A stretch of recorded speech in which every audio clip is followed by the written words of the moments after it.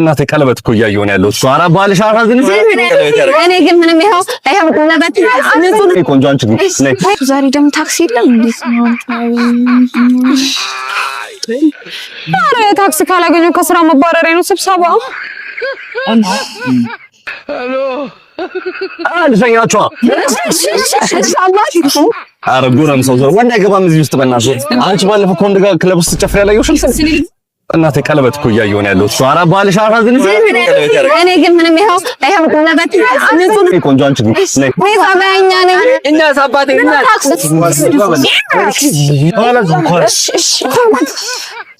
ጭነት በዛብህ አይደል?